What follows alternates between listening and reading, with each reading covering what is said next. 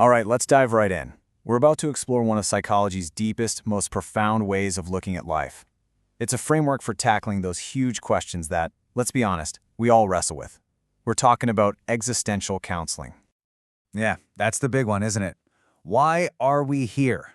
I mean, it's a question that has echoed through, well, all of human history. It's the starting point for so many of our own personal journeys, but it's definitely not the only one. And then there's this one. Are you really free to choose your own path? Just think about it for a second.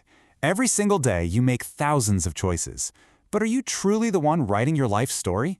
Or are there other forces pulling the strings? This one hits close to home for a lot of us. Are we, ultimately, all alone? You know that feeling? Even when you're surrounded by people you love, there can be this sense that your deepest experiences are yours and yours alone. It's just a fundamental, sometimes tough, part of being human. And that all leads to this, the central question, really. How do we find meaning in all of this? I mean, if we have to deal with our own existence, our freedom, our aloneness, where does purpose even come from?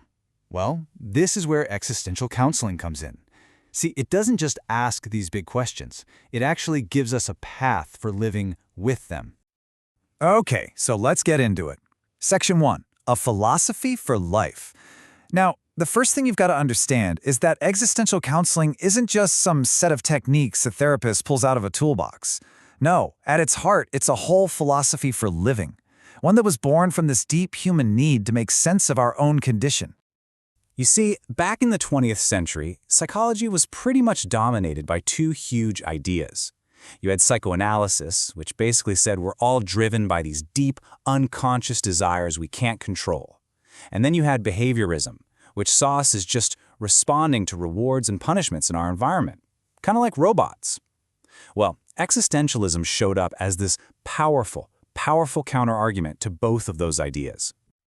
And this contrast is absolutely key. Where those other theories saw us as being pushed and pulled by forces beyond our control, existentialism comes along and puts the conscious, feeling, thinking human being right back in the driver's seat. It argues that we are the ones responsible for creating our own lives. And that's why, for existentialists, the philosophy itself is the therapy. All right, so how does this actually work? What does it look like in practice? Well, it all starts by asking us to be brave, to courageously face what are called the four givens of human existence. Think of these as the unavoidable, non-negotiable realities of life that create the anxieties we all feel. The first one? Death. Yep, it's the ultimate reality check. The source material we're looking at puts it so well, it says life and death are interdependent, they exist simultaneously. And that conflict, right? The battle between our powerful, primal drive to keep on living and our certain knowledge that one day we will die, that's a core motivator for pretty much everything we do. And this awareness starts so early. I love this quote. It comes from the 4-year-old son of one of the authors. After a chat about death, he comes up with this. Good. Now I know I will never die, because I don't think I'll ever like tacos. It's just so charming, right? He found his own logical way to feel safe. It just goes to show you, from a super young age, we are all trying to figure out how to deal with the fact that our time here is limited. Okay, next up is freedom. And that sounds amazing, doesn't it? But here's the twist. For existentialists, this absolute freedom creates a feeling of groundlessness. It's like there's nothing solid beneath our feet, no pre-written script we're supposed to follow. And with that radical freedom comes radical responsibility. If you are the sole author of your life, well, that can be a really heavy, even terrifying burden to carry. The third given is isolation, and this is a tough one. Even in our closest, most loving relationships, there's this gap that can never be fully bridged. No one can ever truly know your inner world, feel your pain exactly as you do, or, face your death for you. And that creates this deep, existential loneliness that's just part of the deal of being human. And finally, we have meaninglessness. I know, that sounds incredibly bleak, but the existential take on this is actually really empowering. What it's saying is that we aren't born into a universe that comes with an instruction manual. There's no built-in meaning just waiting out there for us to find. And here's the crucial part. Finding meaning isn't a search party, it's a creative act. It's something we have to build for ourselves. So when you put it all together, Confronting death, freedom, isolation, and meaninglessness, well, that's going to create some anxiety, right? And how we respond to that anxiety, that's what leads us down one of two very different paths. The first path is authenticity. This is the healthy path. It's all about facing life's challenges head-on, accepting that a certain amount of anxiety is just part of the deal, and making brave choices anyway. The other path? Inauthenticity. And this is the path of avoidance. It means using all these mental defenses to deny reality. And when you do that, that normal anxiety gets twisted into something way more painful and out of proportion, what you might call neurotic anxiety. It leads to that feeling of being a victim, that life is just happening to you. So, what does living authentically actually look like?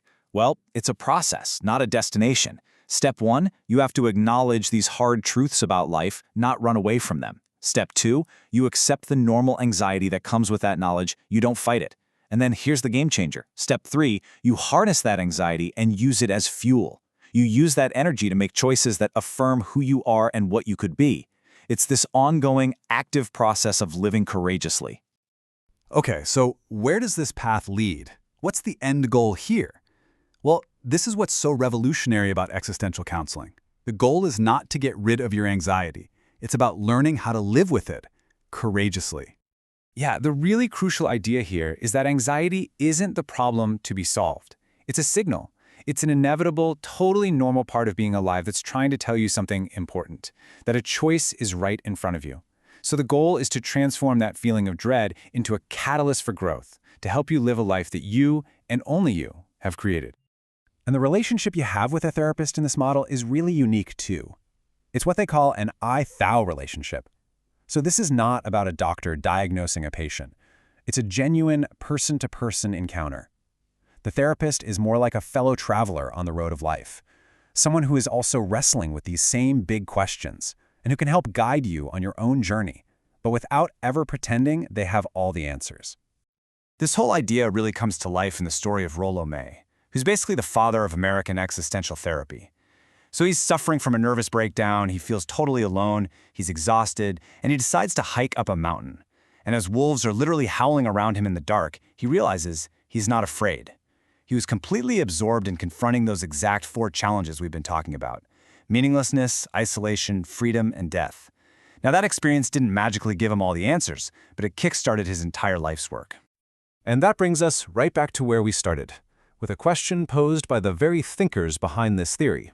So how does a being who requires meaning find meaning in a universe that has no meaning? Existentialism doesn't promise easy answers. It's not a quick fix. Instead, it offers something way more powerful: the courage to create your own answer. So the real question, the one I'll leave you with, is what will yours be?